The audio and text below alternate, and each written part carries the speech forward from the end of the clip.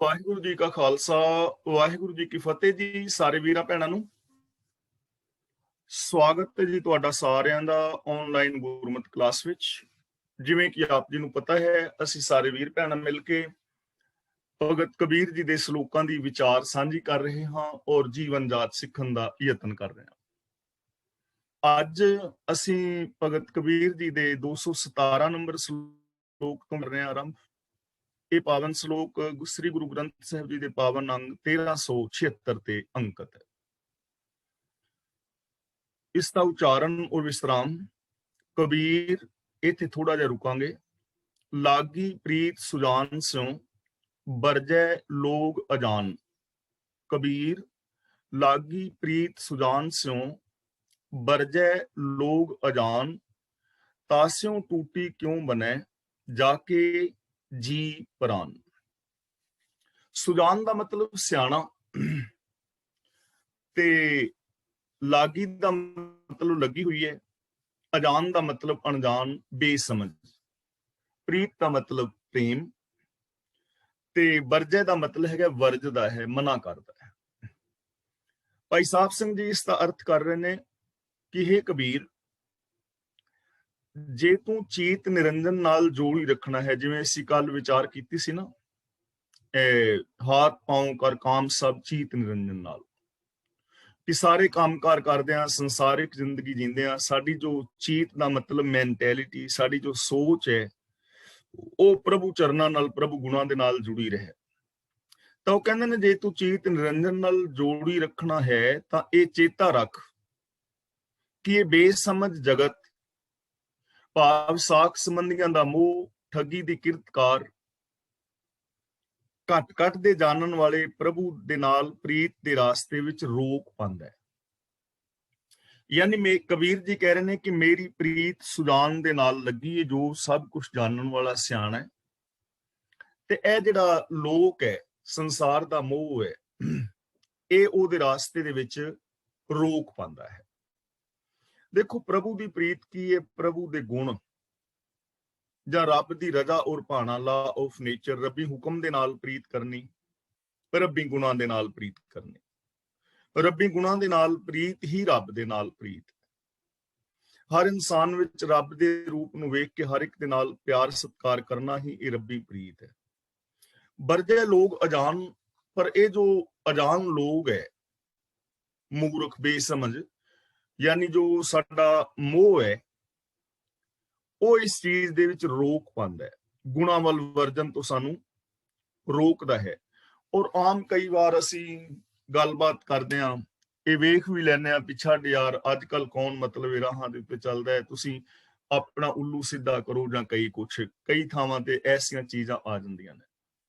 ਕਈ ਵਾਰ ਜਦੋਂ ਅਸੀਂ ਕੋਈ ਕਰਮ ਕਾਂਡ ਨਹੀਂ ਕਰਦੇ, ਜਿਵੇਂ ਤੀਰਥ ਇਸ਼ਨਾਨ ਹੈ, ਵਰਤ ਨਰਾਤੇ ਸਰਾਧ ਨੇ, ਜਪ ਤਪ ਸੰਜਮ ਨੇ, ਜਾਂ ਵਿਖਾਵੇ ਦੀਆਂ ਸਮਾਧੀਆਂ ਲਾਣੀਆਂ ਨੇ, ਜਾਂ ਵਿਖਾਵੇ ਦੇ ਪਾਠ ਪੂਜਾ ਆਦਿਕ ਨੇ, ਤੇ ਅਸੀਂ ਰੱਬੀ ਪ੍ਰੀਤ, ਰੱਬੀ ਗੁਣਾਂ ਦੇ ਨਾਲ ਜੋੜਨੇ ਆ, ਇਹਨਾਂ ਨਾਲ ਨਹੀਂ ਜੋੜਦੇ, ਤਾਂ ਵੀ ਕਈ ਵਾਰ ਲੋਕ ਇਸ ਰਾਸਤੇ ਦੇ ਵਿੱਚ ਰੋਕ ਪਾਉਂਦੇ ਨੇ ਕਿ ਤੁਹਾਨੂੰ ਇਹ ਕੰਮ ਕਰਨੇ ਚਾਹੀਦੇ ਨੇ, ਰਸਮਾਂ ਬਣੀਆਂ ਨੇ, ਜਾਂ ਕੁਛ ਵੀ। ਤਾਂ ਇਹ ਜੋ ਅਣਜਾਣ ਬੇਸਮਝ ਲੋਕ ਨੇ, ਉਹ ਮੈਨੂੰ ਰੱਬੀ ਪ੍ਰੀਤ, ਰੱਬੀ ਗੁਣਾਂ ਦੀ ਪ੍ਰੀਤ ਤੋਂ ਵਰਜਦੇ ਨੇ। ਹੁਣ ਕਬੀਰ ਜੀ ਕਹਿੰਦੇ ਨੇ, ਤਾਸਿਉ ਟੂਟੀ ਕਿਉਂ ਬਨੇ। ਤਾਸਿਉ ਦਾ ਮਤਲਬ ਸੁਜਾਨ ਪ੍ਰਭੂ ਨਾਲ। ਕਿਉਂ ਬਨੇ ਦਾ ਮਤਲਬ ਕਿਵੇਂ ਫੱਬੇ, ਕਿਵੇਂ ਸੋਹਣੀ ਲੱਗੇ। ਨਹੀਂ ਫੱਬਦੀ, ਸੋਹਣੀ ਨਹੀਂ ਲੱਗਦੀ।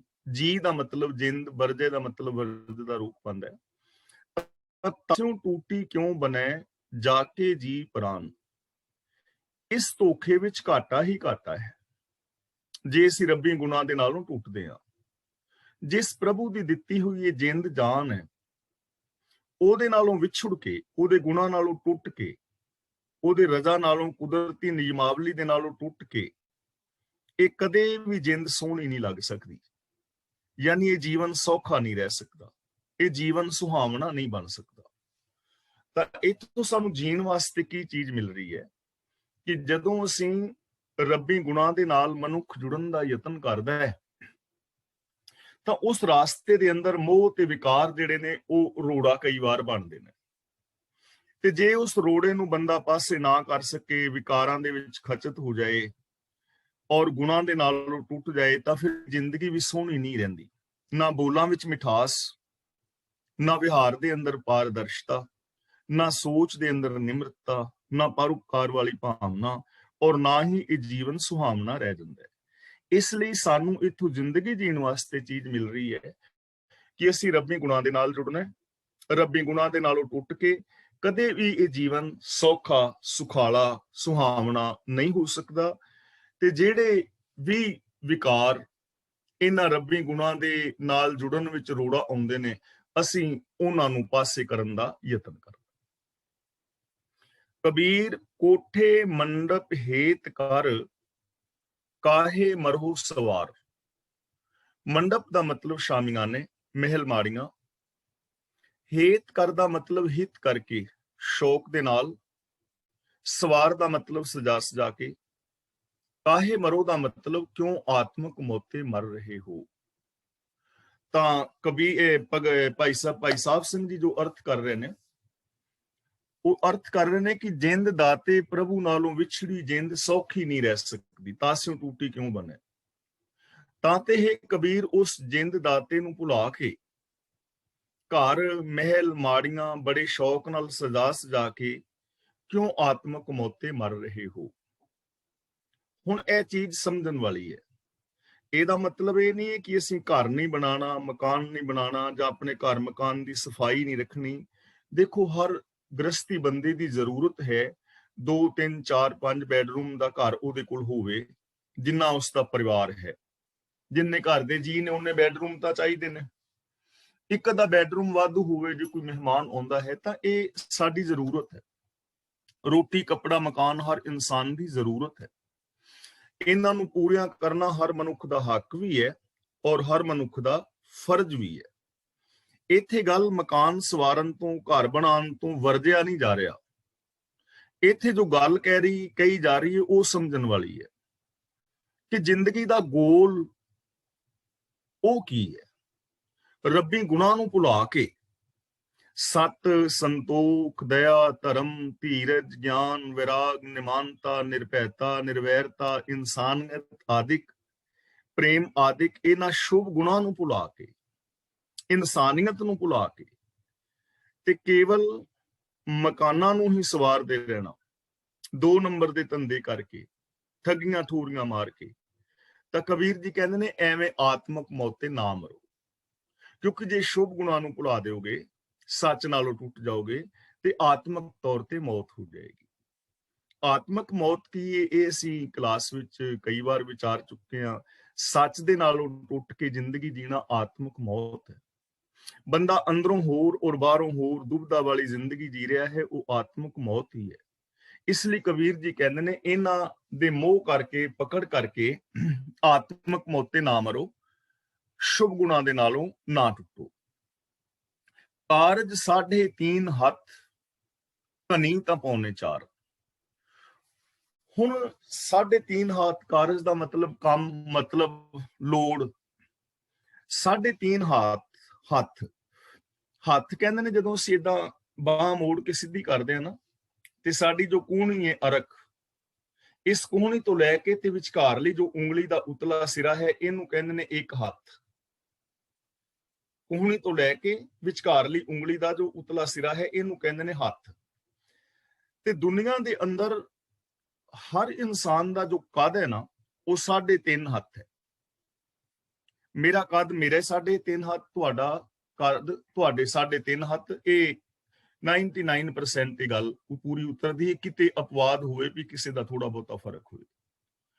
ਹੁਣ ਕਬੀਰ ਜੀ ਕਹਿੰਦੇ ਨੇ ਵੀ ਤੁਹਾਡੇ ਕੰਮ ਤੇ 3.5 ਹੱਥ ਹੀ ਹੈ। ਜਦੋਂ ਤੁਸੀਂ ਆਰਾਮ ਕਰਨਾ ਹੈ ਤਾਂ ਤੁਹਾਨੂੰ 3.5 ਹੱਥ ਜ਼ਮੀਨ ਚਾਹੀਦੀ ਹੈ। ਧਨੀ ਤਾਂ ਪੌਣੇ 4, ਜ਼ਿਆਦਾ ਤਾਂ 4 ਉਂਗਲਾਂ ਵੱਧ ਲਾ ਲਓ। ਹੁਣ ਇਹ ਚੀਜ਼ ਨੂੰ ਥੋੜਾ ਜਿਹਾ ਅਸੀਂ ਸਮਝਣਾ। ਮੰਨ ਲਓ ਸਾਡੇ ਘਰ ਵਿੱਚ 4 ਬੈਡਰੂਮ ਨੇ, ਵੱਡੇ ਨੇ, ਖੁੱਲੇ ਨੇ। ਰਾਤ ਨੂੰ ਹੁਣ ਮੈਂ ਜਾਂ ਤੁਸੀਂ ਕਿਸੇ ਵੀ ਵੀਰ ਭੈਣ ਨੇ ਆਰਾਮ ਕਰਨਾ ਹੈ, ਤਾਂ ਕੀ ਅਸੀਂ 4 ਬੈਡਰੂਮਾਂ ਦੇ ਵਿੱਚ ਸਵਾਂਗੇ? 4 ਬੈਡਰੂਮਾਂ ਚੋਂ ਮੈਨੂੰ ਸੌਣ ਵਾਸਤੇ ਸਿਰਫ 1 ਬੈਡਰੂਮ ਚਾਹੀਦਾ, ਇੱਕ ਵਿੱਚ ਹੀ ਸੌਂ ਸਕਾਂਗਾ। ਤੇ ਉਸ 1 ਬੈਡਰੂਮ ਦੇ ਅੰਦਰ ਵੀ ਜਦੋਂ ਮੈਂ ਬੈੱਡ ਦੇ ਉੱਤੇ ਸਵਾਂਗਾ ਤਾਂ ਸਾਰੇ ਕਮਰੇ ਵਿੱਚ ਤਾਂ ਮੈਂ ਪਸਰਨਾ ਨਹੀਂ ਹੈ। ਮੈਨੂੰ 3.5 ਹੱਥ ਜਗ੍ਹਾ ਚਾਹੀਦੀ ਹੈ, ਜ਼ਿਆਦਾ ਤਾਂ 3.25 ਸਮਝ ਲਓ, 4 ਸਮਝ ਲਓ, ਲੋੜ ਤਾਂ ਮੇਰੀ ਸਿਰਫ ਇੰਨੀ ਕੁ ਹੈ। ਤਾਂ ਕਬੀਰ ਜੀ ਕਹਿੰਦੇ ਨੇ ਜਿਹੜੀਆਂ ਸਾਡੀਆਂ ਲੋੜਾਂ ਨੇ ਉਹ ਬਹੁਤ ਥੋੜੀਆਂ ਨੇ। ਬਾਕੀ ਜਿਹੜਾ ਇਨਸਾਨ ਹੈ ਉਹ ਆਸਾਵਾਂ ਔਰ ਤ੍ਰਿਸ਼ਨਾਵਾਂ ਦੇ ਅੰਦਰ ਵੱਜਾ ਪਿਆ ਹੈ, ਤੇ ਜਿਹੜੀਆਂ ਲੋੜਾਂ ਨੇ ਉਹ 10 ਨਵਾਂ ਦੀ ਕਿਰਤ ਕਮਾਈ ਕਰਕੇ ਆਮ ਬੰਦੇ ਦੀਆਂ ਪੂਰੀਆਂ ਹੋ ਜਾਂਦੀਆਂ ਨੇ, ਪਰ ਜੋ ਆਸਾਵਾਂ ਔਰ ਤ੍ਰਿਸ਼ਨਾਵਾਂ ਨੇ ਉਹ ਕਦੇ ਮੁੱਕਦੀਆਂ ਨਹੀਂ। ਇਹ ਚੀਜ਼ ਨੂੰ ਅਸੀਂ ਥੋੜਾ ਜਿਹਾ ਸਮਝ ਲੈਂਦੇ ਹਾਂ। ਕਾਰਜ 3.5 ਹੱਥ ਕਣੀ ਤਾਂ 3.25। ਹੁਣ ਆ ਕਮੀਜ਼ ਪਜਾਮਾ ਮੈਂ ਪਾਇਆ ਹੈ ਨਾ, ਤੁਸੀਂ ਕੱਪੜੇ ਪਾਏ ਨੇ, ਇਹ ਸਾਡੀ ਜ਼ਰੂਰਤ ਹੈ ਗਰਮੀ ਸਰਦੀ ਤੋਂ ਬਚਣ ਲਈ ਔਰ ਸਰੀਰ ਨੂੰ ਢੱਕਣ ਲਈ। ਇਹ ਜ਼ਰੂਰਤ ਹੈ, ਲੋੜ ਹੈ। ਪਰ 1.5 ਕਰੋੜ ਦਾ ਸੂਟ ਪਾਣਾ ਇਹ ਸਾਡੀ ਜ਼ਰੂਰਤ ਨਹੀਂ ਹੈ ਨਾ, ਇਹ ਤ੍ਰਿਸ਼ਨਾ ਹੋ ਸਕਦੀ ਹੈ। 2 3 4 ਬੈਡਰੂਮ ਦਾ ਘਰ ਇਹ ਹਰ ਇਨਸਾਨ ਦੀ ਜ਼ਰੂਰਤ ਹੈ, ਪਰ 26 ਮੰਜ਼ਲਾ ਕੋਠੀ ਬਣਾਣੀ, ਉੱਤੇ ਹੈਲੀਪੈਡ ਬਣਾਣੇ, ਵਿੱਚ ਸਵਿਮਿੰਗ ਪੂਲ ਹੋਣੇ, ਇਹ ਸਾਡੀ ਲੋੜ ਨਹੀਂ ਹੈ। ਰੋਟੀ ਖਾਣੀ, ਦੁੱਧ ਦਹੀਂ ਘਿਓ ਮੱਖਣ, ਮੌਸਮੀ ਸਬਜ਼ੀਆਂ ਮੌਸਮੀ ਫਲ, ਇਹ ਵਰਤਨੇ ਹਰ ਇਨਸਾਨ ਦੀ ਜ਼ਰੂਰਤ ਹੈ। ਪਰ ਉਹਨਾਂ ਹੋਟਲਾਂ ਵਿੱਚ ਜਾਣਾ ਜਿੱਥੇ 16 ਲੱਖ ਰੁਪਈਆ ਇੱਕ ਨਾਈਟ ਦਾ ਖਰਚਾ ਹੈ, ਉਹ ਸਾਡੀ ਲੋੜ ਨਹੀਂ ਹੈ। ਇਹਨੂੰ ਕਹਿੰਦੇ ਨੇ ਕਾਰਜ 3.5 ਹੱਥ, ਕਿ ਜੋ ਸਾਡੀਆਂ ਲੋੜਾਂ ਨੇ ਉਹ ਬਹੁਤ ਘੱਟ ਨੇ, ਲੇਕਿਨ ਅਸੀਂ ਉਹਨਾਂ ਲੋੜਾਂ ਤੋਂ ਉੱਤਾਂ ਉੱਠ ਕੇ ਆਸਾਵਾਂ ਤ੍ਰਿਸ਼ਨਾਵਾਂ ਨੂੰ ਪੂਰੀਆਂ ਕਰਨ ਲਈ ਵਿਕਾਰ ਔਰ ਪਾਪ ਕਮਾਉਂਦੇ ਹਾਂ। ਇਸ ਲਈ ਭਗਤ ਕਬੀਰ ਜੀ ਕਹਿੰਦੇ ਨੇ ਕਿ ਸ਼ੁਭ ਗੁਣਾਂ ਨੂੰ ਛੱਡ ਕੇ, ਸੱਚ ਨੂੰ ਛੱਡ ਕੇ, ਰੱਬੀ ਪ੍ਰੀਤ ਨੂੰ ਛੱਡ ਕੇ ਜੋ ਵਿਕਾਰੀ ਜ਼ਿੰਦਗੀ ਹੈ ਉਹਨੂੰ ਤਿਆਗ, ਕਿਉਂਕਿ ਤੇਰੀਆਂ ਲੋੜਾਂ ਬਹੁਤ ਘੱਟ ਨੇ, ਬਾਕੀ ਤਾਂ ਤੂੰ ਐਵੇਂ ਹੀ ਵਿਕਾਰਾਂ ਦੇ ਅੰਦਰ ਵੱਜਾ ਹੋਇਆ ਹੈ। ਇਸ ਲਈ ਸੱਚ ਨੂੰ ਆਧਾਰ ਬਣਾ ਕੇ ਮਨੁੱਖੀ ਜ਼ਿੰਦਗੀ ਜੀਣੀ ਹਰ ਇਨਸਾਨ ਦਾ ਹੱਕ ਔਰ ਫਰਜ਼ ਹੋਣਾ ਚਾਹੀਦਾ ਹੈ। ਇੱਥੇ ਸਾਨੂੰ ਵਿਕਾਰਾਂ ਤੋਂ ਵਰਜਿਆ ਹੈ, ਮੋਹ ਤੋਂ ਵਰਜਿਆ ਹੈ। ਕਬੀਰ ਜੋ ਮੈਂ ਚਿਤਵੋਂ ਨਾ ਕਰੇ ਕਿਆ ਮੇਰੇ ਚਿਤਵੇ ਹੋਏ। ਇੱਥੇ ਜੋ ਚਿਤਵੋ ਸ਼ਬਦ ਹੈ ਇਹਨੂੰ ਬਿੰਦੀ ਲਗਾ ਕੇ ਪੜਾਂਗੇ ਚਿਤਵੋਂ, ਕਿਉਂਕਿ ਫਸਟ ਪਰਸਨ ਦੀ ਗੱਲ ਹੋ ਰਹੀ ਹੈ। ਕਬੀਰ ਸ਼ਬਦ ਤੇ ਥੋੜਾ ਜਿਹਾ ਅਸੀਂ ਰੁਕਾਂਗੇ। ਕਬੀਰ ਜੋ ਮੈਂ ਚਿਤਵੋਂ ਨਾ ਕਰੇ ਕਿਆ ਮੇਰੇ ਚਿਤਵੇ ਹੋਏ। ਕਬੀਰ ਜੀ ਕਹਿੰਦੇ ਨੇ ਕਿ ਜੋ ਮੈਂ ਚਿਤਵਦਾ ਹਾਂ, ਸੋਚਾਂ ਸੋਚਦਾ ਹਾਂ, ਮੇਰੇ ਸੋਚਣ ਨਾਲ ਕੁਝ ਨਹੀਂ ਹੁੰਦਾ। ਕਿਆ ਮੇਰੇ ਚਿਤਵੇ ਹੋਏ, ਮੇਰੇ ਸੋਚਣ ਨਾਲ ਕੁਝ ਨਹੀਂ ਹੁੰਦਾ। ਆਪਣਾ ਚਿਤਵਿਆ ਹਰ ਕਰੇ ਜੋ ਮੇਰੇ ਚਿਤ ਨਾ ਹੋਏ। ਆਪਣਾ ਚਿਤਵਿਆ ਦਾ ਮਤਲਬ ਆਪਣਾ ਸੋਚਿਆ ਹੋਇਆ। ਪ੍ਰਭੂ ਉਹ ਕੁਝ ਕਰਦਾ ਹੈ ਜੋ ਉਹ ਆਪ ਸੋਚਦਾ ਹੈ, ਤੇ ਜੋ ਉਹ ਪ੍ਰਭੂ ਸੋਚਦਾ ਹੈ ਉਹ ਸਾਡੇ ਚਿੱਤ ਚੇਤੇ ਵੀ ਨਹੀਂ ਹੁੰਦਾ। ਯਾਨੀ ਜੇ ਅਸੀਂ ਸ਼ਬਦੀ ਅਰਥ ਕਰਾਂਗੇ ਤਾਂ ਇਸ ਦੇ ਅਰਥ ਬਣਨਗੇ ਕਿ ਜੋ ਮੈਂ ਸੋਚਦਾ ਹਾਂ ਉਹ ਨਹੀਂ ਹੁੰਦਾ, ਮੇਰੇ ਸੋਚਣ ਦੇ ਨਾਲ ਕੁਝ ਫਰਕ ਨਹੀਂ ਪੈਂਦਾ, ਹੁੰਦਾ ਉਹ ਹੈ ਜੋ ਪ੍ਰਭੂ ਕਰਦਾ ਹੈ। ਹੁਣ ਇਹ ਚੀਜ਼ ਸਮਝਣ ਵਾਲੀ ਹੈ ਕਿ ਇਹਦਾ ਮਤਲਬ ਅਸੀਂ ਫਿਰ ਸੋਚੀਏ ਹੀ ਨਾ, ਕਿ ਅਸੀਂ ਕੁਝ ਕਰੀਏ ਹੀ ਨਾ, ਕਿ ਫਿਰ ਸਾਡੇ ਹੱਥ ਦੇ ਵਿੱਚ ਕੁਝ ਵੀ ਨਹੀਂ ਹੈ। ਐਸਾ ਨਹੀਂ ਹੈ। ਇਹ ਚੀਜ਼ ਸਮਝਣ ਵਾਲੀ ਹੈ।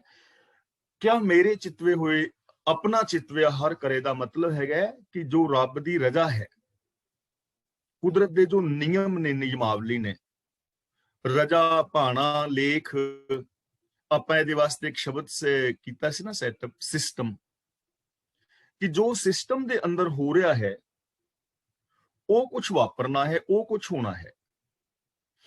ਹੁਕਮ ਤੋਂ ਬਾਹਰ ਜੋ ਮਰਜ਼ੀ ਸੋਚੀ ਜਾਓ ਹੋ ਨਹੀਂ ਸਕਦਾ। ਹੁਕਮ ਤੋਂ ਬਾਹਰ ਮੈਂ ਕੁਝ ਨਹੀਂ ਕਰ ਸਕਦਾ।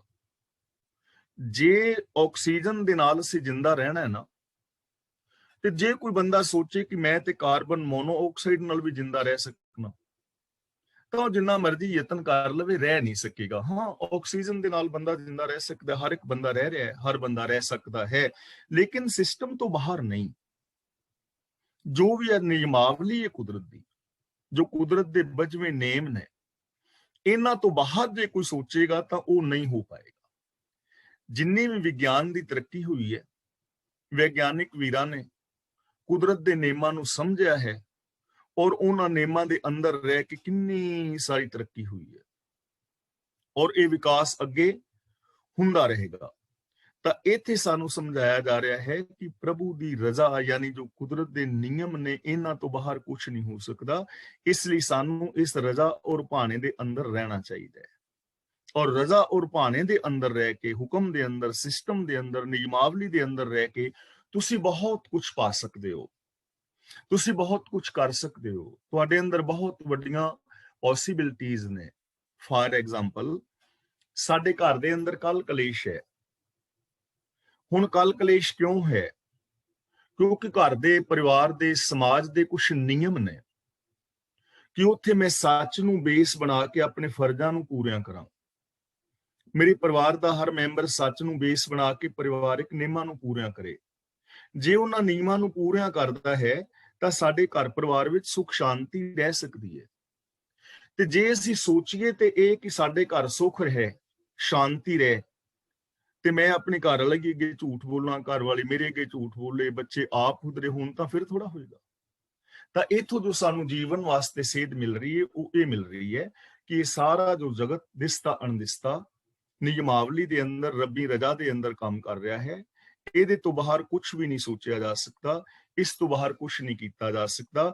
ਰਜ਼ਾ ਔਰ ਭਾਣੇ ਦੇ ਅੰਦਰ ਰਹਿ ਕੇ ਬਹੁਤ ਕੁਝ ਕੀਤਾ ਜਾ ਸਕਦਾ ਹੈ।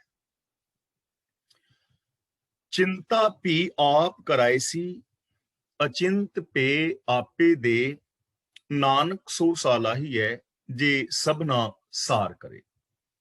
ਇਸ ਤੇ ਜੋ ਅਰਥ ਭਾਈ ਸਾਹਿਬ ਸਿੰਘ ਜੀ ਕਰ ਰਹੇ ਨੇ ਕਿ ਪ੍ਰਭੂ ਆਪ ਹੀ ਜੀਵਾਂ ਦੇ ਮਨ ਵਿੱਚ ਦੁਨੀਆ ਦੇ ਫਿਕਰ ਸੋਚਾਂ ਪੈਦਾ ਕਰਦਾ ਹੈ, ਤੇ ਉਹ ਅਵਸਥਾ ਵੀ ਆਪ ਹੀ ਬਖਸ਼ਦਾ ਹੈ ਜਦੋਂ ਮਨੁੱਖ ਇਹਨਾਂ ਸੋਚ ਫਿਕਰਾਂ ਤੋਂ ਰਹਿਤ ਹੋ ਜਾਂਦਾ ਹੈ। ਹੁਣ ਇਹ ਗੱਲ ਸਮਝਣ ਵਾਲੀ ਹੈ, ਚਾਹੇ ਇਸ ਤੇ ਅਰਥ ਆਪ ਐਵੇਂ ਵੀ ਕਰ ਸਕਦੇ ਹੋ ਕਿ ਚਿੰਤਾ ਵੀ ਆਪ ਕਰਾਏ ਸੀ, ਕਿ ਜੋ ਬੰਦਾ ਹੈ ਚਿੰਤਾ ਵੀ ਆਪ ਹੀ ਕਰਦਾ ਹੈ। ਅਚਿੰਤ ਵੀ ਆਪੇ ਦੇ, ਤੇ ਅਚਿੰਤ ਵੀ ਆਪ ਹੀ ਹੋ ਜਾਂਦਾ ਹੈ, ਆਪ ਹੋ ਸਕਦਾ ਹੈ। ਇਹਦੀ ਸੋਚ ਤੇ ਡਿਪੈਂਡ ਕਰੇਗਾ। ਇਹਨਾਂ ਦੋਵਾਂ ਅਰਥਾਂ ਦੇ ਵਿੱਚ ਇੱਕੋ ਹੀ ਚੀਜ਼ ਕਹੀ ਜਾ ਰਹੀ ਹੈ। ਚਾਹੇ ਇਹ ਕਹਿ ਲਓ ਕਿ ਚਿੰਤਾ ਵੀ ਮੈਂ ਆਪ ਹੀ ਕਰਨੀ ਹੈ ਔਰ ਚਿੰਤ ਵੀ ਮੈਂ ਆਪ ਹੀ ਹੋਣਾ, ਤੇ ਜਾਂ ਇਹ ਕਹਿ ਲਓ ਕਿ ਪ੍ਰਭੂ ਦੀ ਰਜ਼ਾ ਦੇ ਵਿੱਚ ਹੀ ਚਿੰਤਾ ਹੈ ਔਰ ਪ੍ਰਭੂ ਦੀ ਰਜ਼ਾ ਦੇ ਵਿੱਚ ਹੀ ਅਚਿੰਤ ਅਵਸਥਾ ਹੈ। ਇਹ ਸਮਝਣ ਵਾਲੀ ਚੀਜ਼ ਹੈ। ਹੁਣ ਜਿਵੇਂ ਆਪਾਂ ਪਹਿਲਾਂ ਗੱਲ ਕਰ ਰਹੇ ਸਾਂ ਕਿ ਰਜ਼ਾ, ਭਾਣਾ ਜਾਂ ਲੇਖ, ਇਹਨਾਂ ਸਾਰਿਆਂ ਦਾ ਇੱਕ ਮੀਨਿੰਗ ਹੈ। ਉਹਦੇ ਵਾਸਤੇ ਇੱਕ ਸ਼ਬਦ ਵਰਤ ਸਕਦੇ ਹਾਂ, ਸਿਸਟਮ, ਲਾ ਆਫ ਨੇਚਰ, ਕੁਦਰਤੀ ਕਾਨੂੰਨ, ਬਜਵੇਂ ਨਿਯਮ। ਹੁਣ ਜੋ ਚਿੰਤਾ ਦੇ ਅੰਦਰ ਫਸਿਆ ਪਿਆ ਹੈ ਉਹ ਬੰਦਾ ਵੀ ਇਹਨਾਂ ਨਿਯਮਾਂ ਦੇ ਅੰਦਰ ਹੀ ਹੈ, ਕਿਉਂਕਿ ਉਹ ਜਿਹੜੇ ਸਹੀ ਨੇਮ ਨੇ ਉਹਨਾਂ ਨੂੰ ਫੋਲੋ ਨਹੀਂ ਕਰ ਰਿਹਾ, ਉਹ ਨਿਯਮਾਂ ਨੂੰ ਫੋਲੋ ਕਰ ਰਿਹਾ ਹੈ, ਜਿਸ ਕਰਕੇ ਬੰਦਾ ਚਿੰਤਾ ਵਿੱਚ ਫਸ ਜਾਂਦਾ ਹੈ। ਅਚਿੰਤ ਵੀ ਆਪੇ ਦੇ, ਤੇ ਪ੍ਰਭੂ ਦੀ ਇਸ ਕੁਦਰਤ ਦੇ ਅੰਦਰ ਐਸੀ ਨਿਯਮਾਵਲੀ ਵੀ ਹੈ ਕਿ ਜੇ ਅਸੀਂ ਉਹਨੂੰ ਫੋਲੋ ਕਰੀਏ ਤੇ ਅਸੀਂ ਚਿੰਤਾ ਤੋਂ ਰਹਿਤ ਵੀ ਹੋ ਸਕਦੇ ਹਾਂ। ਇਹ ਚੀਜ਼ ਨੂੰ ਸਮਝਣ ਵਾਸਤੇ ਥੋੜੀ ਜਿਹੀ ਮੈਂ ਆਪਦੀ ਟਾਈਮ 1-2 ਮਿੰਟ ਲਵਾਂਗਾ। ਜੇ ਆਪ ਸਾਰਿਆਂ ਵੀਰਾਂ ਭੈਣਾਂ ਨੇ ਮੇਰੇ ਖਿਆਲ ਚੋਂ ਪੁਸਤਕ ਪੜ੍ਹੀ ਹੋਣੀ ਹੈ, ਡਾਕਟਰ ਸਰੂਪ ਸਿੰਘ ਮਰਵਾਹਾ ਦੀ ਲਿਖੀ ਹੈ, ਚਿੰਤਾ, ਰੋਗ, ਕਾਰਨ ਤੇ ਉਪਾਅ। ਜਿਨ੍ਹਾਂ ਵੀਰਾਂ ਨੇ ਨਹੀਂ ਪੜ੍ਹੀ ਉਹਨਾਂ ਨੂੰ ਪੜ੍ਹਨੀ ਚਾਹੀਦੀ ਹੈ, ਬੜੀ ਸੁੰਦਰ ਪੁਸਤਕ ਹੈ। ਸਾਨੂੰ ਉਹਦੇ ਵਿੱਚੋਂ ਬਹੁਤ ਕੁਝ ਸੋਚਣ ਨੂੰ, ਸਿੱਖਣ ਨੂੰ ਮਿਲਦਾ ਹੈ, ਜਿਹਦੇ ਵਿੱਚ ਉਹਨੇ ਬਹੁਤ ਵਧੀਆ ਸ਼ਬਦਾਵਲੀ ਵੀ ਦਿੱਤੀ ਹੈ ਕਿ ਪਤਨੀ ਪਤੀ ਦੇ ਨਾਲ ਕਿਵੇਂ ਬੋਲੇ, ਪਤੀ ਪਤਨੀ ਨਾਲ ਕਿਵੇਂ ਬੋਲੇ, ਬੱਚਿਆਂ ਨਾਲ ਅਸੀਂ ਕਿਵੇਂ ਵਿਹਾਰ ਕਰੀਏ, ਆਪਣੇ ਬੁਢੇਪੇ ਨੂੰ ਅਸੀਂ ਕਿਵੇਂ ਮੈਨੇਜ ਕਰੀਏ। ਬਹੁਤ ਕੁਝ ਉਹਦੇ ਵਿੱਚ ਦਿੱਤਾ ਗਿਆ ਹੈ। ਜੋ ਮੈਂ ਖਾਸ ਗੱਲ ਕਹਿਣੀ ਚਾਹੁੰਦਾ, ਉਹ ਕਹਿੰਦੇ ਨੇ ਕਿ ਚਿੰਤਾ ਇੱਕ ਆਦਤ ਹੈ, ਤੇ ਆਦਤਾਂ ਬੰਦਾ ਆਪ ਸਿੱਖਦਾ ਹੈ। ਜੇ ਤੁਹਾਡੀ ਸਿੱਖਣ ਦੀ ਨੀਅਤ ਨਾ ਵੀ ਹੋਵੇ ਤੇ ਜਿਹੜੀ ਇੱਕ ਗੱਲ ਨੂੰ ਬਾਰ-ਬਾਰ ਤੁਸੀਂ ਰਿਪੀਟ ਕਰੋਗੇ ਉਹ ਚੀਜ਼ ਤੁਸੀਂ ਸਿੱਖ ਜਾਓਗੇ। ਫਾਰ ਐਗਜ਼ਾਮਪਲ, ਤੁਸੀਂ ਕਿਸੇ ਹਾਰਮੋਨੀਅਮ ਟੀਚਰ ਦੇ ਕੋਲ ਬਹਿੰਦੇ ਹੋ ਔਰ ਤੁਸੀਂ ਸਰਗਮ ਵਜਾਣੀ ਸ਼ੁਰੂ ਕਰ ਦਿੰਦੇ ਹੋ। ਤੁਹਾਡੀ ਸਿੱਖਣ ਦੀ ਨੀਅਤ ਨਹੀਂ ਹੈ, ਪਰ ਤੁਸੀਂ ਹਰ ਰੋਜ਼ ਸਰਗਮ ਵਜਾ ਰਹੇ ਹੋ, ਤਾਂ ਕੀ ਹੋਏਗਾ ਕਿ ਸਰਗਮ ਵਜਾਉਂਦਿਆਂ ਤੁਹਾਡੀਆਂ ਉਂਗਲਾਂ ਆਟੋਮੈਟਿਕਲੀ ਟ੍ਰੇਨਡ ਹੋ ਜਾਣਗੀਆਂ, ਤੁਸੀਂ ਉਹ ਚੀਜ਼ ਸਿੱਖ ਜਾਓਗੇ। ਜਿਹੜੀ ਚੀਜ਼ ਨੂੰ ਅਸੀਂ ਬਾਰ-ਬਾਰ ਰਿਪੀਟ ਕਰਨੇ ਆ, ਫਾਰ ਐਗਜ਼ਾਮਪਲ, ਹੁਣ ਤੁਸੀਂ ਡਰਾਈਵਿੰਗ ਥਿਊਰੀ ਪਾਸ ਕੀਤੀ, ਡਰਾਈਵਿੰਗ ਲਾਇਸੈਂਸ ਲਿਆ, ਤੇ ਥਿਊਰੀ ਨੂੰ ਬਾਰ-ਬਾਰ ਪੜ੍ਹ ਕੇ, ਬਾਰ-ਬਾਰ ਰਿਪੀਟ ਕਰਕੇ ਉਹ ਗੱਲਾਂ ਦਿਮਾਗ ਵਿੱਚ ਬਹਿ ਗਈਆਂ। ਉਸ ਤੋਂ ਬਾਅਦ ਤੁਸੀਂ ਲੈਸਨ ਲਏ ਤਾਂ ਉਹ ਬਾਰ-ਬਾਰ ਰਿਪੀਟ ਕਰਕੇ ਤੁਸੀਂ ਉਸ ਚੀਜ਼ ਨੂੰ ਸਿੱਖ ਗਏ, ਤੁਸੀਂ ਅੱਜ ਡਰਾਈਵਰ ਬਣ ਗਏ। ਯਾਨੀ ਕੋਈ ਵੀ ਆਦਤਾਂ ਜਿਹੜੀਆਂ ਨੇ ਸਿੱਖੀਆਂ ਜਾਂਦੀਆਂ ਨੇ, ਅਭਿਆਸ ਕੀਤਾ ਜਾਂਦਾ ਹੈ। ਡਾਕਟਰ ਸਰੂਪ ਸਿੰਘ ਮਰਵਾਹਾ ਲਿਖਦੇ ਨੇ ਕਿ ਇਸੇ ਤਰ੍ਹਾਂ ਚਿੰਤਾ ਵੀ ਇੱਕ ਆਦਤ ਹੈ, ਬੰਦਾ ਉਹਨੂੰ ਬਾਰ-ਬਾਰ ਰਿਪੀਟ ਕਰਦਾ ਹੈ, ਸਿੱਖਦਾ ਹੈ। ਫਾਰ ਐਗਜ਼ਾਮਪਲ, ਇੱਕ ਬੱਚਾ ਸਕੂਲ ਜਾ ਰਿਹਾ ਹੈ ਤੇ ਉਹਦੀ ਮਾਂ ਇਹ ਸੋਚਦੀ ਹੈ ਵੀ ਬੱਚਾ ਸਕੂਲ ਗਿਆ ਹੈ, ਰਾਹ 'ਚ ਐਕਸੀਡੈਂਟ ਨਾ ਹੋ ਜਾਏ, ਉਹਨੂੰ ਕਿਤੇ ਸੱਟ ਫੇਟ ਨਾ ਲੱਗ ਜਾਏ, ਉਹਨੂੰ ਇਹ ਨਾ ਹੋ ਜਾਏ, ਉਹ ਨਾ ਹੋ ਜਾਏ। ਹੁਣ ਉਹ ਲਗਾਤਾਰ ਇਹ ਚੀਜ਼ ਰੋਜ਼ ਸੋਚ ਰਹੀ ਹੈ ਤਾਂ ਹੌਲੇ-ਹੌਲੇ ਉਹਦੇ ਅੰਦਰ ਚਿੰਤਾ ਦੇ ਲੱਛਣ ਪੈਦਾ ਹੋ ਜਾਣਗੇ। ਹੁਣ ਇੱਕ ਨਿਯਮ ਹੈ ਕਿ ਜੇ ਤੁਸੀਂ ਚਿੰਤਾ ਬਾਰੇ ਸੋਚੋਗੇ, ਜੇ ਬੰਦਾ ਇਹੀ ਸੋਚੀ ਜਾਏ ਕਿ ਯਾਰ ਮੈਂ ਤੇ ਕੁਝ ਨਹੀਂ ਕਰ ਸਕਦਾ, ਮੈਂ ਤੇ ਕਾਮਯਾਬ ਨਹੀਂ, ਮੈਨੂੰ ਤਾਂ ਲੋਕ ਪਸੰਦ ਨਹੀਂ ਕਰਦੇ, ਮੇਰੇ ਵਿੱਚ ਤਾਂ ਤਾਕਤ ਨਹੀਂ ਹੈ, ਮੇਰੀ ਤਾਂ ਯਾਦਦਾਸ਼ਤ ਠੀਕ ਨਹੀਂ ਹੈ, ਇਹ ਜ਼ਿੰਦਗੀ ਬੇਕਾਰ ਹੈ, ਇਹ ਦੁਨੀਆ ਦੁੱਖਾਂ ਦਾ ਘਰ ਹੈ, ਇੱਥੇ ਕੋਈ ਕਿਸੇ ਦਾ ਨਹੀਂ, ਇੱਥੇ ਕਿਸ ਦਾ ਵਿਸ਼ਵਾਸ ਨਹੀਂ ਕਰਨਾ ਚਾਹੀਦਾ। ਜਦੋਂ ਬਾਰ-ਬਾਰ ਅਸੀਂ ਇਹ ਚੀਜ਼ਾਂ ਰਿਪੀਟ ਕਰਾਂਗੇ ਤਾਂ ਸਾਡੇ ਅੰਦਰ ਇਨਫੀਰੀਅਰਿਟੀ ਕੰਪਲੈਕਸ ਆ ਜਾਏਗਾ। ਦੂਜਾ ਬੰਦਾ ਇਹ ਸੋਚਦਾ ਹੈ ਕਿ ਮੇਰੇ ਅੰਦਰ ਤਾਕਤ ਹੈ, ਮੈਂ ਤੰਦਰੁਸਤ ਹਾਂ, ਮੈਂ ਚੜ੍ਹਦੀ ਕਲਾ ਵਿੱਚ ਹਾਂ, ਰੱਬ ਦੇ ਇਸ ਯੂਨੀਵਰਸ ਦੇ ਅੰਦਰ ਮੈਂ ਰੱਬ ਦੀ ਇੱਕ ਸਪੈਸ਼ਲ ਕ੍ਰੀਏਸ਼ਨ ਹਾਂ, ਮੈਂ ਸਭ ਕੁਝ ਕਰ ਸਕਦਾ ਹਾਂ, ਮੇਰੇ ਅੰਦਰ ਬਹੁਤ ਸਾਰੀਆਂ ਪੋਸੀਬਿਲਿਟੀਜ਼ ਨੇ, ਮੈਂ ਸੱਚ ਦਾ ਧਾਰਨੀ ਹੋ ਸਕਦਾ ਹਾਂ, ਮੈਂ ਖੁਸ਼ ਹਾਂ, ਮੈਂ ਪ੍ਰਸੰਨ ਹਾਂ, ਮੇਰੀਆਂ ਅੱਖਾਂ ਵਿੱਚ ਚਮਕ ਹੈ, ਮੇਰੇ ਚਿਹਰੇ ਤੇ ਨੂਰ ਹੈ, ਮੇਰੇ ਬੁੱਲਾਂ ਤੇ ਮੁਸਕਰਾਹਟ ਹੈ, ਸਾਰੇ ਮੇਰੇ ਨਾਲ ਪਿਆਰ ਕਰਦੇ ਨੇ, ਮੈਂ ਸਭ ਨਾਲ ਪਿਆਰ ਕਰਦਾ, ਮੈਂ ਸਭ ਦਾ ਆਦਰ ਕਰਦਾ, ਸਾਰਿਆਂ ਥਾਵਾਂ ਤੋਂ ਮੈਨੂੰ ਆਦਰ ਮਿਲਦਾ ਹੈ। ਇਹ ਦੁਨੀਆ ਵਿੱਚ ਵਿਕਾਸ ਤੇ ਬੜੇ ਮੌਕੇ ਨੇ, ਇੱਥੇ ਚਾਰ ਚੁਫੇਰੇ ਖੁਸ਼ੀਆਂ ਖੇੜੇ ਫੈਲੇ ਹੋਏ ਨੇ, ਮੈਂ ਜਿੰਨੇ ਮਰਜ਼ੀ ਬਟੋਰ ਸਕਣਾ। ਜੇ ਬੰਦਾ ਇਹਨਾਂ ਚੀਜ਼ਾਂ ਨੂੰ ਬਾਰ-ਬਾਰ ਰਿਪੀਟ ਕਰੇਗਾ, ਅੰਦਰ ਸੋਚੇਗਾ, ਫੀਲਿੰਗ ਲਏਗਾ, ਐਕਸ਼ਨ ਕਰੇਗਾ ਤੇ ਉਹ ਐਵੇਂ ਦਾ ਹੋ ਜਾਏਗਾ। ਤਾਂ ਇਹ ਇੱਕ ਨੇਮ ਹੈ, ਕੁਦਰਤ ਦਾ ਬਜਵਾ ਨਿਯਮ ਹੈ। ਉਸ ਨਿਯਮ ਦੇ ਅੰਦਰ ਹੀ ਚਿੰਤਾ ਵੀ ਮਿਲੇਗੀ ਔਰ ਅਚਿੰਤਤਾ ਵੀ ਮਿਲੇਗੀ। ਇਹ ਹੁਣ ਸਾਡੇ ਤੇ ਡਿਪੈਂਡ ਕਰੇਗਾ ਕਿ ਅਸੀਂ ਚਿੰਤਾਵਾਨ ਬਣਨਾ ਚਾਹੁੰਦੇ ਹਾਂ ਕਿ ਜਾਂ ਅਸੀਂ ਅਚਿੰਤ ਹੋਣਾ ਚਾਹੁੰਦੇ ਹਾਂ। ਇਹ ਰੱਬੀ ਨਿਯਮਾਵਲੀ ਦੇ ਅੰਦਰ ਹੈ, ਕੁਦਰਤ ਦੇ ਅੰਦਰ ਹੈ, ਇਹਨੂੰ ਅਸੀਂ ਨਕਾਰ ਨਹੀਂ ਸਕਦੇ।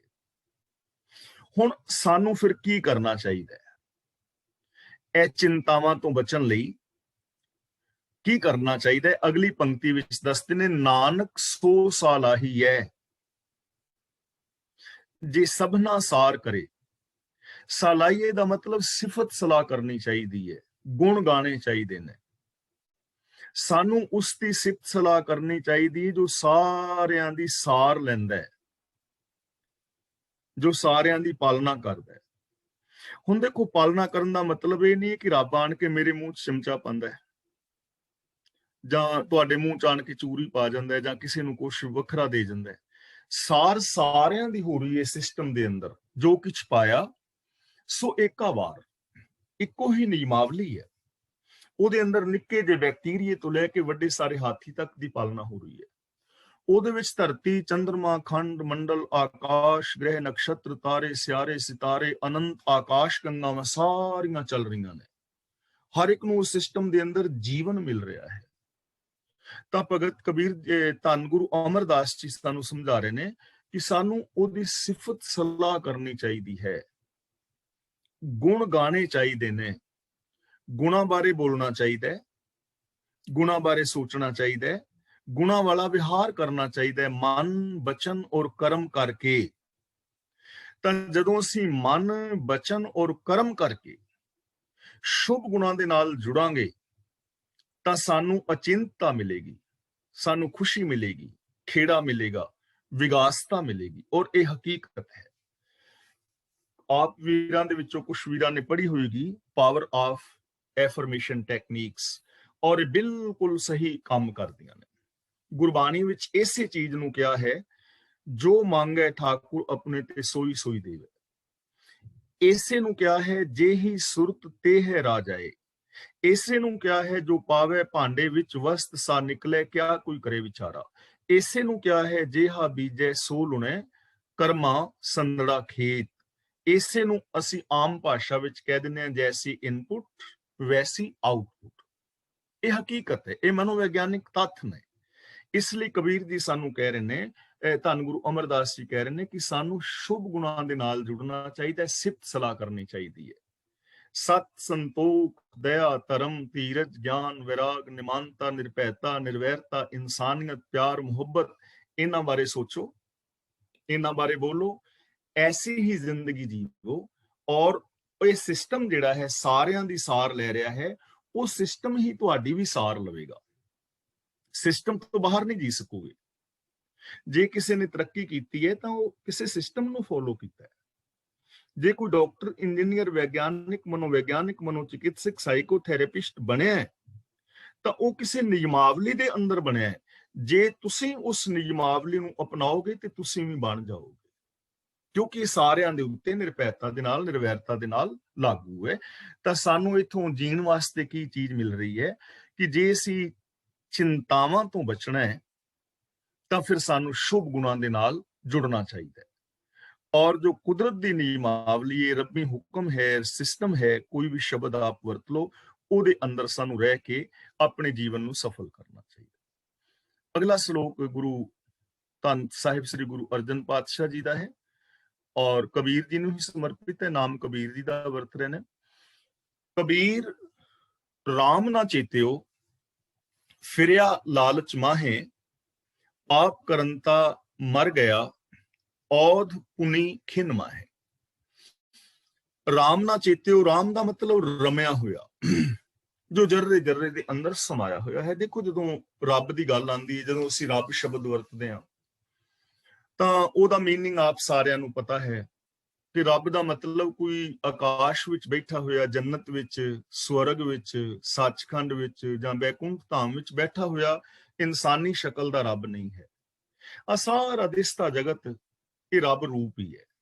ਨਿਰਗੁਣ ਔਰ ਸਰਗੁਣ ਇੱਕੋ ਹੀ ਹੈ, ਨਿਰਗੁਣ ਆਪ, ਸਰਗੁਣ ਵੀ ਉਹੀ। ਜੇ ਅਸੀਂ ਇਹ ਕਹੀਏ ਕਿ ਰੱਬ ਇੱਕ ਦਰਖਤ ਹੈ ਤਾਂ ਇਹਦਾ ਮਤਲਬ ਅਸੀਂ ਸਾਰੇ ਉਹਦੇ ਪੇੜ, ਡਾਲੀਆਂ, ਫੁੱਲ ਔਰ ਫਲਾਂ। ਜੇ ਅਸੀਂ ਇਹ ਕਹੀਏ ਕਿ ਰੱਬ ਇੱਕ ਸਮੁੰਦਰ ਹੈ ਤਾਂ ਇਹਦਾ ਮਤਲਬ ਅਸੀਂ ਸਾਰੇ ਜੀਵ ਜਨਤਾ, ਖੰਡ ਬ੍ਰਹਿਮੰਡ ਉਹਦੀਆਂ ਹੀ ਲਹਿਰਾਂ ਔਰ ਉਹਦੇ ਹੀ ਬੁਲਬੁਲੇ ਹਾਂ, ਭਾਵ ਉਹਦੇ ਤੋਂ ਵੱਖਰੇ ਨਹੀਂ ਹਾਂ, ਮਨ ਤੋਂ ਜੋਤ ਸਰੂਪ ਹੈ। ਰਮਿਆ ਹੋਇਆ, ਜਿਨਨੇ ਉਸ ਰਮੇ ਹੋਏ ਦੇ ਗੁਣਾਂ ਨੂੰ ਨਹੀਂ ਚੀਤਿਆ, ਗੁਣਾਂ ਨੂੰ ਆਪਣੇ ਮਨ ਵਿੱਚ ਨਹੀਂ ਵਸਾਇਆ ਔਰ ਉਸ ਹੁਕਮ ਨੂੰ ਫਾਲੋ ਨਹੀਂ ਕੀਤਾ। ਫਿਰਿਆ ਲਾਲਚ ਮਾਹੇ, ਲੇਕਿਨ ਸਾਰੀ ਜ਼ਿੰਦਗੀ ਲਾਲਚ ਵਿੱਚ ਹੀ ਫਿਰਦਾ ਰਿਹਾ। ਲਾਲਚ ਬਾਰੇ ਆਪਾਂ ਕਈ ਵਾਰ ਵਿਚਾਰ ਕਰ ਚੁੱਕੇ ਹਾਂ।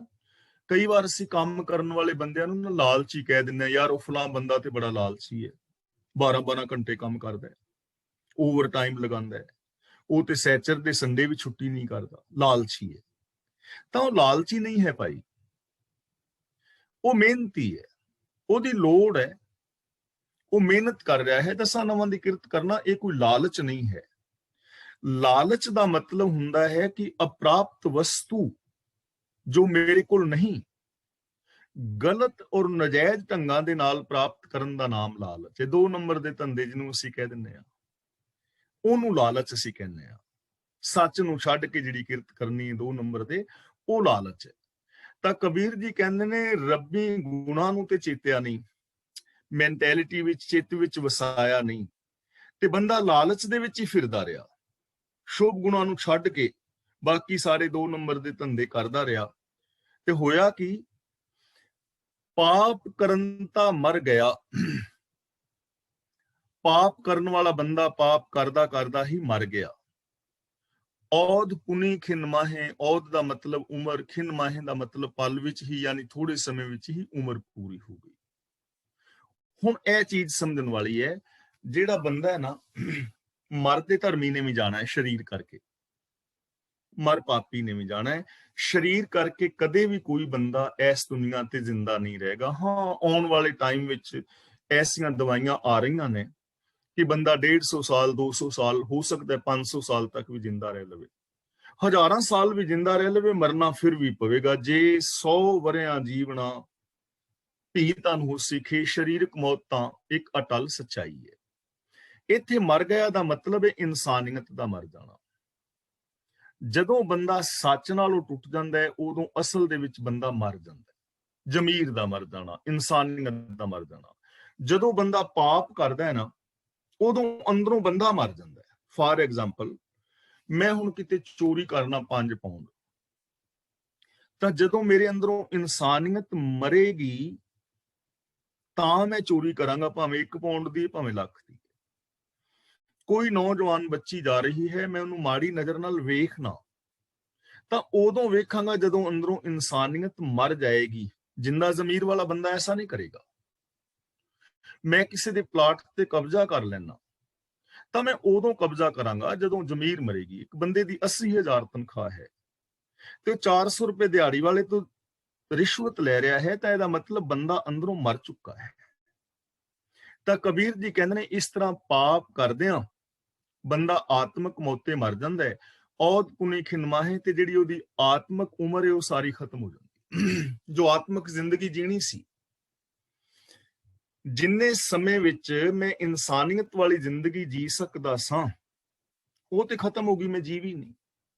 ਆ ਜਿਹੜਾ ਪਲ ਹੁਣ ਮੈਂ ਤੁਹਾਡੇ ਨਾਲ ਵਿਚਾਰ ਕਰ ਰਿਹਾ, ਜੇ ਮੈਂ ਬਿਲਕੁਲ ਇਮਾਨਦਾਰੀ ਨਾਲ, ਸੱਚ ਨਾਲ, ਪ੍ਰੇਮ ਨਾਲ ਬੋਲ ਰਿਹਾ ਤਾਂ ਮੈਂ ਜੀ ਰਿਹਾ ਹਾਂ। ਤੇ ਜੇ ਕਿਤੇ ਮੇਰੇ ਅੰਦਰ ਈਰਖਾ, ਦਵੇਸ਼, ਰੰਚਕ ਮਾਤਰ ਵੀ ਹੈ ਤਾਂ ਇਹਦਾ ਮਤਲਬ ਮੇਰੀ ਆਤਮਕ ਉਮਰ ਬੀਤ ਗਈ, ਖਤਮ ਹੋ ਗਈ, ਮੈਂ ਮਰ ਚੁੱਕਾ।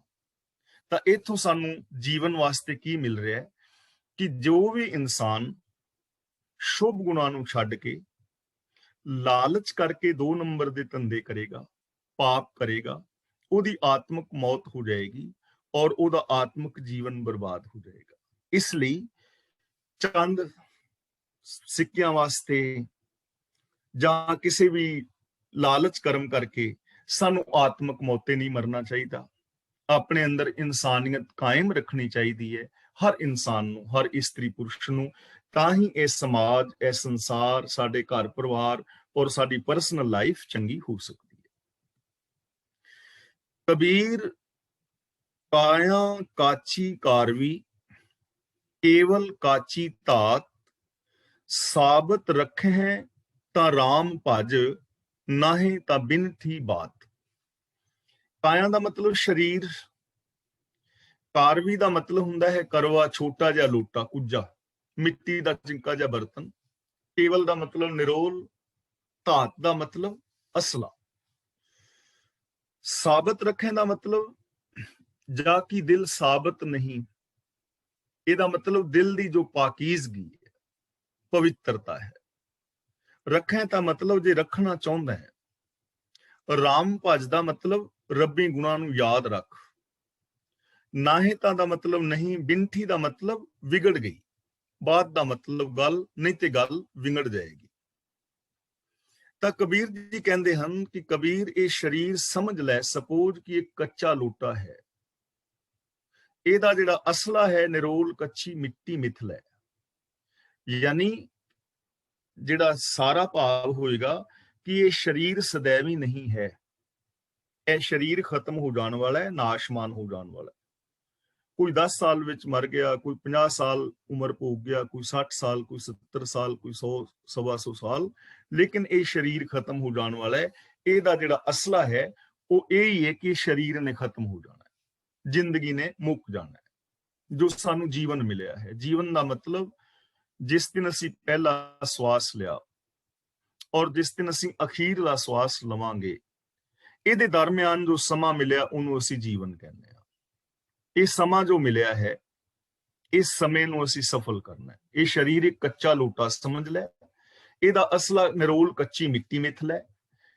ਸਾਬਤ ਰੱਖੇ ਤਾਂ ਰਾਮ ਭਜ, ਜੇ ਇਹਦੀ ਪਵਿੱਤਰਤਾ ਰੱਖਣੀ ਚਾਹੁੰਦਾ ਹੈ। ਸਾਬਤ ਦਾ ਮਤਲਬ ਇੱਥੇ ਸਾਬਤੀ, ਜਿਵੇਂ ਆਪਾਂ ਭਗਤ ਕਬੀਰ ਜੀ ਦੇ ਸ਼ਲੋਕ ਪਿੱਛੇ ਵਿਚਾਰ ਰਹੇ ਨਾ, ਕਬੀਰ ਜਾਕੀ ਦਿਲ ਸਾਬਤ ਨਹੀਂ ਤਾਂ ਕੋ ਕਹਾਂ ਖੁਦਾਏ। ਸਾਬਤ ਦਾ ਮਤਲਬ ਪਾਕੀਜ਼ਗੀ, ਕਿ ਜੇ ਇਹਨੂੰ ਪਵਿੱਤਰ ਰੱਖਣਾ ਚਾਹੁੰਦਾ ਹੈ ਇਸ ਜੀਵਨ ਨੂੰ, ਤਾਂ ਰਾਮ ਭਜ। ਰਾਮ ਭਜ ਦਾ ਮਤਲਬ ਰਮੇ ਹੋਏ ਰੱਬ ਦੇ ਗੁਣ ਗਾ, ਗੁਣਾਂ ਦਾ ਧਾਰਨੀ ਹੋ, ਰੱਬੀ ਨਿਯਮਾਵਲੀ ਦੇ ਅੰਦਰ ਜ਼ਿੰਦਗੀ ਜੀ। ਜੇ ਇਹ ਸਰੀਰ ਦੀ ਪਵਿੱਤਰਤਾ ਰੱਖਣੀ ਚਾਹੁੰਦਾ ਹੈ, ਤੀਰਥਾਂ ਤੇ ਨਾਤਿਆਂ ਨੇ ਪਵਿੱਤਰ ਨਹੀਂ ਹੋਣਾ, ਦਸਮ ਦੁਆਰ ਵਿੱਚ ਪ੍ਰਾਨ ਚੜਾਇਆ ਨੇ ਪਵਿੱਤਰ ਨਹੀਂ ਹੋਣਾ, ਮਨ ਨਿਰਮਲ ਨਹੀਂ 10ਵੇਂ ਦੁਆਰ, ਭਰਮ ਭਰਮ ਆਵੇ ਮੂੜਾ ਵਾਰੋ ਵਾਰ। ਸਮਾਧੀਆਂ ਲਾਉਣ ਨਾਲ, ਭੋਰਿਆਂ ਵਿੱਚ ਵੜਨ ਨਾਲ, ਮਾਲਾ ਫੇਰਨ ਨਾਲ, ਜੰਗਲਾਂ ਵਿੱਚ ਵਿਚਰਨ ਨਾਲ, ਵਰਤਨ ਰਾਤੇ ਸਰਾਧਾਂ ਦੇ ਨਾਲ, ਤਪ ਤਪੱਸਿਆਵਾਂ ਦੇ ਨਾਲ ਇਹਨੇ ਪਵਿੱਤਰ ਨਹੀਂ ਹੋਣਾ। ਜੇ ਇਹਦੀ ਪਾਕੀਜ਼ਗੀ ਚਾਹਨਾ ਹੈ ਜ਼ਿੰਦਗੀ ਦੀ, ਮੈਂਟੈਲਿਟੀ ਦੀ, ਮਾਨਸਿਕਤਾ ਦੀ, ਸੋਚ ਦੀ, ਤਾਂ ਫਿਰ ਰਾਮ ਭਜ ਦਾ ਮਤਲਬ ਰੱਬੀ ਗੁਣਾਂ ਦਾ ਧਾਰਨੀ ਹੋ। ਨਾਹੀਂ ਤਾਂ ਬਿਨਠੀ ਬਾਤ, ਨਹੀਂ ਤਾਂ ਮਨੁੱਖਾ ਜੀਵਨ ਦੀ ਖੇਡ ਵਿਗੜ ਜਾਏਗੀ। ਖੇਡ ਵਿਗੜ ਜਾਏਗੀ। ਖੇਡ ਵਿਗੜਨ ਦਾ ਮਤਲਬ, ਗੱਲ ਵਿਗੜਨ ਦਾ ਮਤਲਬ ਕਿ ਜ਼ਿੰਦਗੀ ਬਰਬਾਦ ਹੋ ਜਾਏਗੀ। ਇਹਦਾ ਕੋਈ ਲਾਭ ਨਹੀਂ ਆਏਗਾ, ਇਹਦਾ ਕੋਈ ਲਾਭ ਨਹੀਂ ਹੈ। ਔਰ ਇਹ ਹਕੀਕਤ ਹੈ ਕਿ ਦੇਖੋ, ਹੁਣ ਅਸੀਂ ਸਾਰੇ ਸੰਸਾਰ ਵਿੱਚ ਆਮ ਸਮਾਜ ਨੂੰ ਵੇਖਦੇ ਹਾਂ, ਜਿਹਦੇ ਵਿੱਚ ਮੈਂ ਖੁਦ ਵੀ ਜ਼ਿੰਦਗੀ ਜੀ ਰਿਹਾ ਹਾਂ। ਤਾਂ ਬਹੁਤ ਸਾਰੇ ਐਸੇ ਲੋਕ ਨੇ ਜੋ ਸੱਚ ਨਾਲ, ਦਇਆ ਨਾਲ, ਪਿਆਰ ਨਾਲ, ਇਨਸਾਨੀਅਤ ਦੇ ਨਾਲ ਜੁੜੇ ਹੋਏ ਨੇ। ਕਿੰਨੇ ਚੰਗੇ ਲੋਕ ਨੇ ਉਹ। ਕੁਝ ਲੋਕਾਂ ਦੇ ਬੋਲ ਇੰਨੇ ਪਿਆਰੇ ਔਰ ਮਿੱਠੇ ਹੁੰਦੇ ਨੇ, ਜੀ ਕਰਦਾ ਹੈ ਬੋਲੀ ਜਾਏ, ਅਸੀਂ ਸੁਣੀ ਜਾਈਏ। ਕੁਝ ਲੋਕਾਂ ਦੇ ਬੋਲ ਉਸ ਚਿੱਠੀ ਵਰਗੇ ਹੁੰਦੇ ਨੇ ਜਿਸ ਨੂੰ ਬਾਰ-ਬਾਰ ਪੜ੍ਹਨ ਤੇ ਜੀ ਕਰਦਾ ਹੈ। ਕੁਝ ਲੋਕਾਂ ਦੇ ਬੋਲ ਐਸੇ ਪਿਆਰੇ, ਲੁਭਾਵਣੇ, ਸੱਚੇ ਔਰ ਪਰਉਪਕਾਰੀ ਹੁੰਦੇ ਨੇ ਕਿ ਉਹ ਦੂਰ ਬੈਠਿਆਂ ਵੀ ਨੇੜੇ ਭਾਸਦੇ ਨੇ। ਕੁਝ ਲੋਕਾਂ ਦਾ ਵਿਹਾਰ ਐਸਾ ਹੁੰਦਾ ਹੈ ਕਿ ਉਹ ਬੇਗਾਨੇ ਹੁੰਦਿਆਂ ਹੋਇਆਂ ਵੀ ਆਪਣੇ ਜਾਪਦੇ ਨੇ। ਕੁਝ ਲੋਕਾਂ ਦਾ ਵਿਹਾਰ ਇੰਨਾ ਚੰਗਾ ਹੁੰਦਾ ਹੈ ਕਿ ਅਸੀਂ ਸਦਾ ਵਾਸਤੇ ਉਹਨਾਂ ਦੇ ਤੇ ਉਹ ਸਦਾ ਵਾਸਤੇ ਸਾਡੇ ਹੋ ਜਾਂਦੇ ਨੇ। ਸਫਲ ਹੈ ਨਾ ਜ਼ਿੰਦਗੀ ਉਹਨਾਂ ਦੀ। ਤੇ ਬਾਕੀ ਵਿਹਾਰ ਨੂੰ ਅਸੀਂ ਜਾਣਦੇ ਹਾਂ ਕਿ ਅਸੀਂ ਆਪਣੇ ਪਰਿਵਾਰ ਤੋੜ ਬੈਠੇ ਹਾਂ, ਮਿੱਤਰਤਾਵਾਂ ਬਿਖਰ ਗਈਆਂ ਨੇ, ਰਿਸ਼ਤੇਦਾਰੀਆਂ ਖਿਲਰ ਗਈਆਂ ਨੇ, ਘਰ ਵੱਡੇ ਹੋ ਗਏ ਨੇ, ਪਰਿਵਾਰ ਛੋਟੇ ਹੋ ਗਏ ਨੇ, ਸਮਾਜ ਦੇ ਅੰਦਰ ਦੁਬਧਾਵਾਂ ਨੇ, ਇੱਕ ਦੂਜੇ ਦੇ ਨਾਲ ਈਰਖਾ ਦਵੇਸ਼। ਤਾਂ ਇਹ ਗੱਲ ਵਿਗੜਨ ਵਾਲੀ ਗੱਲ ਹੈ। ਇਸ ਲਈ ਕਬੀਰ ਜੀ ਕਹਿੰਦੇ ਨੇ ਕਿ ਪਿਆਰਿਓ, ਜੇ ਇਸ ਜੀਵਨ ਦੀ ਪਾਕੀਜ਼ਗੀ ਚਾਹੁੰਦੇ ਹੋ, ਪਵਿੱਤਰਤਾ ਚਾਹੁੰਦੇ ਹੋ, ਤਾਂ ਰੱਬੀ ਗੁਣਾਂ ਦੇ ਧਾਰਨੀ ਹੋਵੋ, ਨਹੀਂ ਤੇ ਜੀਵਨ ਦੀ ਗੱਲ ਵਿਗੜ ਜਾਏਗੀ। ਔਰ ਹਕੀਕਤ ਹੈ। ਚਾਰ ਚਫੇਰੇ ਧਿਆਨ ਮਾਰ ਕੇ ਜੇ ਵੇਖੀਏ ਤੇ ਬੰਦਾ ਨੇ ਕਿੰਨੀ ਗੱਲ ਵੰਗਾੜ ਲਈਏ ਨਾ ਆਪਣੀ। ਅੱਜ ਪੁਲਿਸ ਕੁੱਤੇ ਫੜ ਕੇ ਫਿਰਦੀ ਹੈ। ਕੁੱਤਾ ਅਟੈਚੀ ਸੁੰਘ ਕੇ ਦੱਸ ਰਿਹਾ ਹੈ ਇਸ ਅਟੈਚੀ ਦੇ ਵਿੱਚ ਕੁਝ ਗੜਬੜ ਹੈ। ਕੁੱਤਾ ਸੁੰਘ ਕੇ ਦੱਸ ਰਿਹਾ ਹੈ ਬੰਦਾ ਕਾਤਲ ਹੈ। ਕੁੱਤਾ ਸੁੰਘ ਕੇ ਦੱਸ ਰਿਹਾ ਹੈ ਬੰਦਾ ਚੋਰ ਹੈ। ਚੋਰੀਆਂ ਬੰਦਾ ਕਰੇ, ਕਤਲ ਬੰਦਾ ਕਰੇ, ਤੇ ਬੰਦੇ ਦੀਆਂ ਚੋਰੀਆਂ ਕੁੱਤਾ ਲੱਭਣ ਲੱਗ ਜਾਏ। ਇਸ ਤੋਂ ਵੱਧ ਹੁਣ ਬੰਦੇ ਦੇ ਜੀਵਨ ਦੀ ਗੱਲ ਕੀ ਵਿਗੜੇਗੀ? ਇਸੇ ਨੂੰ ਕਹਿੰਦੇ ਨੇ ਗੱਲ ਦਾ ਵਿਗੜ ਜਾਣਾ। ਤਾਂ ਕਬੀਰ ਜੀ ਸਾਨੂੰ ਸਮਝਾ ਰਹੇ ਨੇ ਕਿ ਪਿਆਰਿਓ, ਜੇ ਦਿਲ ਦੀ ਪਾਕੀਜ਼ਗੀ ਚਾਹੁੰਦੇ ਹੋ, ਜੇ ਇਸ ਜੀਵਨ ਨੂੰ ਸੋਹਣਾ ਸੁੰਦਰ ਬਣਾਉਣਾ ਚਾਹੁੰਦੇ ਹੋ, ਤਾਂ ਰੱਬੀ ਗੁਣਾਂ ਦੇ ਧਾਰਨੀ ਹੋਵੋ। ਤੇ ਜੇ ਰੱਬੀ ਗੁਣਾਂ ਦੇ ਧਾਰਨੀ ਨਾ ਹੋਏ, ਕਰਮ ਕਾਂਡਾਂ ਵਿੱਚ ਫਸੇ ਰਹੇ, ਜਿਹੜੇ ਕਿ ਅਸੀਂ ਰੋਜ਼ ਗਿਣਦੇ ਹਾਂ, ਵਿਕਾਰਾਂ ਵਿੱਚ ਫਸੇ ਰਹੇ, ਤਾਂ ਫਿਰ ਇਹ ਜੀਵਨ ਦੀ ਖੇਡ ਵਿਗੜ ਜਾਏਗੀ। ਜੀਵਨ ਦੀ ਜਿਹੜੀ ਖੇਡ ਹੈ ਉਹ ਬੇਕਾਰ ਔਰ ਵਿਅਰਥ ਹੋ ਜਾਏਗੀ। ਅੱਜ ਦੀ ਵਿਚਾਰ ਆਪਾਂ ਇੱਥੇ ਸਮਾਪਤ ਕਰਦੇ ਹਾਂ। ਅੱਜ ਜੋ ਅਸੀਂ ਸ਼ਲੋਕ ਵਿਚਾਰੇ ਨੇ, ਇਹਦੇ ਵਿੱਚ ਜੇ ਕਿਸੇ ਵੀਰ ਭੈਣ ਦਾ ਕੋਈ ਸਵਾਲ ਹੋਏ ਤਾਂ ਉਹ ਸਵਾਲ ਕਰ ਸਕਦੇ ਹੋ। ਤੇ ਜੇ ਕਿਸੇ ਵੀਰ ਭੈਣ ਨੇ ਆਪਣੇ ਵਿਊਜ਼ ਦੇਣੇ ਨੇ, ਉਹ ਵਿਊਜ਼ ਦੇ ਸਕਦੇ ਹੋ। ਹੁਣ ਵੀਰ ਤਰਲੋਚਨ ਸਿੰਘ ਜੀ ਅਨਮਿਊਟ ਹੋਣਗੇ, ਅਗਲੀ ਕਾਰਵਾਈ ਉਹ ਕਰਨਗੇ। ਮੇਰੇ ਵੱਲੋਂ ਹੋਈਆਂ ਭੁੱਲਾਂ ਦੀ ਖਿਮਾ। ਵਾਹਿਗੁਰੂ ਜੀ ਕਾ ਖਾਲਸਾ, ਵਾਹਿਗੁਰੂ।